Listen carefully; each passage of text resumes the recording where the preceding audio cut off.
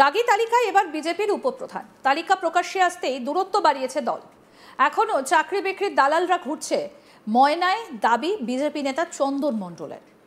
এসএসসির অযোগ্য শিক্ষকদের তালিকায় এবার বিজেপির উপপ্রধান জানিয়ে শুরু হয়েছে রাজনৈতিক চাপানোতর। পূর্ব মেদিনীপুর জেলার ময়নার বিজেপি পরিচালিত গজিনা গ্রাম পঞ্চায়েতের উপপ্রধান সৌমেন কর অযোগ্যদের তালিকায় নাম রয়েছে 1485 নম্বরে। সৌমেন পশ্চিম মেদিনীপুরের পিংলার মুন্ডমারি উষানন্দ বিদ্যাপীঠের অঙ্কের শিক্ষক। তার দাবি তিনি যোগ্যতার মাপকাঠিতেই তিনি চাকরি পেয়েছেন, কাউকে কোনো টাকা দিয়ে নয়। এই তালিকায় নাম নিয়ে এর বিরুদ্ধে হাইকোর্ট ও এসএসসির দ্বারস্থ হবে বলে জানিয়েছেন তিনি। তবে দলীয় উপপ্রধানের নাম অযোগ্যদের তালিকায় জড়িয়ে যাওয়ায় যথেষ্ট অস্বস্তিতে গেরুয়া শিবির। বিষয়টা সামনে আসায় দূরত্ব বাড়াচ্ছে দল। কি বলছেন উপপ্রধান সৌমেন কর, শুনব। আজকে আমরা কোর্টেরও দ্বারস্থ হয়েছি।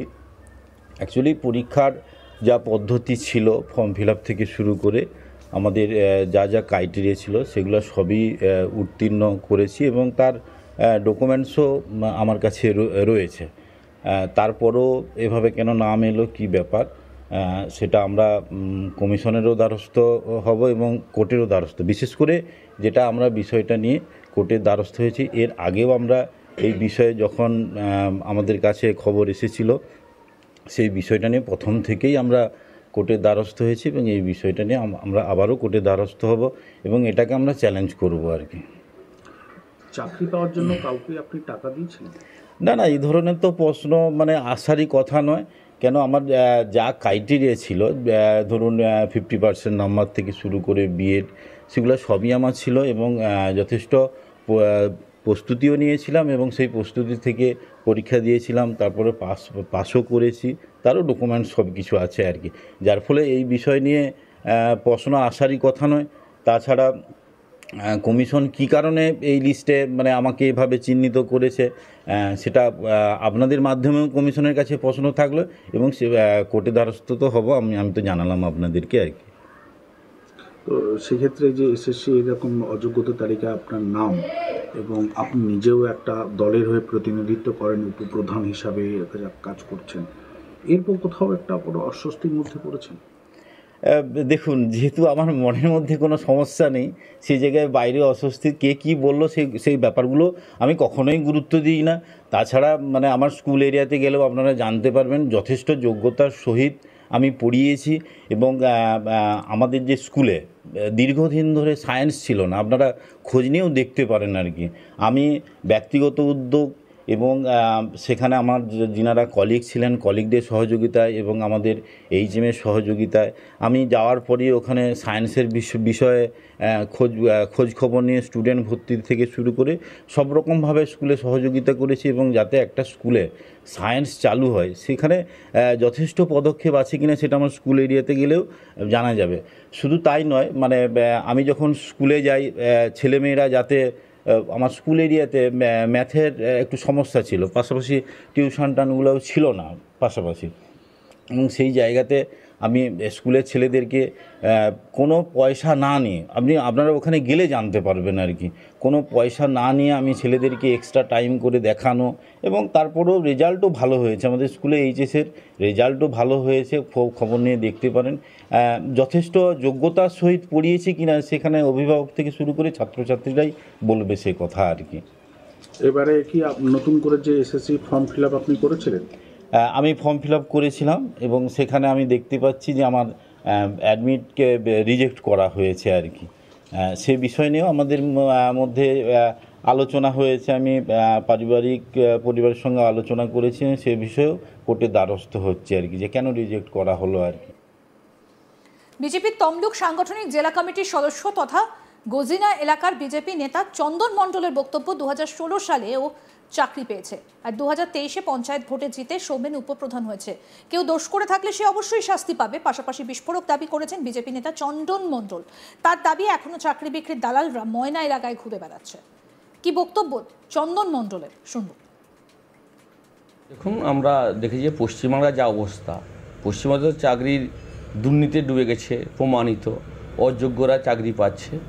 তবে আমাদের গজিনা গ্রাম পঞ্চায়েতের উপপ্রধান সৌমেন কর 2016 সালের প্যানেলে চাকরি পেয়েছিল, তখন আমাদের দলের সাথে কোনো যুক্ত ছিল না। সে বিষয়ে আমি সঠিকভাবে জানিনি, কেন তখন ওর সাথে আমার অত ঘনিষ্ঠ পরিচয় হয়নি। 2023 সালে পঞ্চায়েত নির্বাচনে কিছুদিন আগে থেকে আমরা যখন পঞ্চায়েতে প্রার্থী সিলেকশন করি, যেহেতু শিক্ষক আমরা জানি শিক্ষক মহাশয় এবং এলাকার মানুষ চাইল, সেখান থেকে আমি অবশ্য ওকে এলাকার মানুষের সঙ্গে যোগাযোগ করে পঞ্চায়েতে প্রার্থী করা হয়।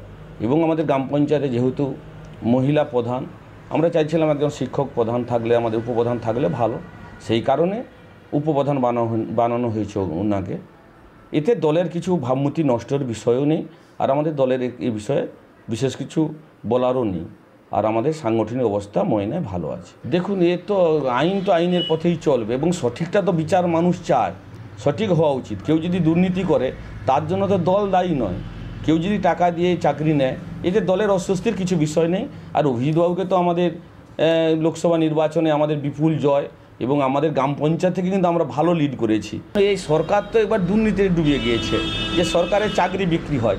আর আমরা দেখেছি আমাদের ময়নাতে তৃণমূল ক্ষমতায় আসার পর ময়নাতে দালালের সংখ্যা কিন্তু অনেক বেশি। অন্যদিকে এই গোটা ঘটনায় বিজেপিকে কটাক্ষ তৃণমূল কংগ্রেসের।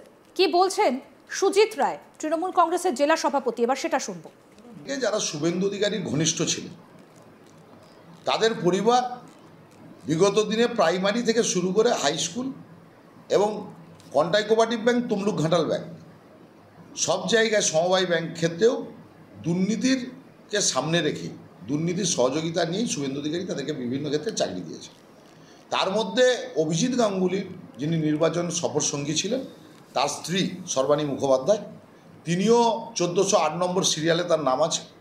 আবার 2020 সালের পর 2021 সালের বিধানসভা নির্বাচনের আগে আমাদের ময়না ব্লকের উপপ্রধান, গাজিনা গ্রাম পঞ্চায়েতের উপপ্রধান এবং মণ্ডলের সহসভাপতি, তিনি শুভেন্দু অধিকারীর হাত ধরে ভারতীয় জনতা পার্টিতে যোগদান করেছেন।